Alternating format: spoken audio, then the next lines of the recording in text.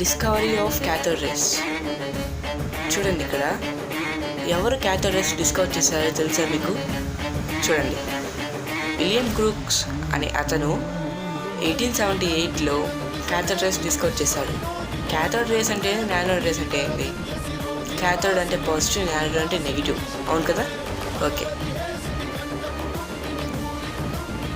Actually, tiny particles cathode particles will forward to anode because of, for example, ఒక glass తీసుకోండి. Glass అంటే normal glass, car glass కానీ అది ఆ glass తీసుకోండి. అక్కడ దానిపైన చాలా డస్ట్ పార్టికల్స్ ఉంటాయి. Cathode race, anode race. Cathode race ఎందుకు అక్కడికి వెళ్తాయి?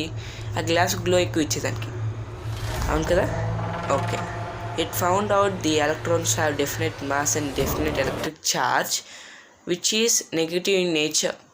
ఏదైతే నెగిటివ్ నేచర్లో ఉంటుందో అది డెఫినెట్ మాస్తో ఉంటుంది, డెఫినెట్ ఎలక్ట్రిక్ ఛార్జ్తో ఉంటుంది అని చెప్తున్నారు. దాన్ని నెగిటివ్ నానోడ్. నెగిటివ్ అంటే నానోడ్తో ఉంటుందని చెప్తున్నారు. Thank you.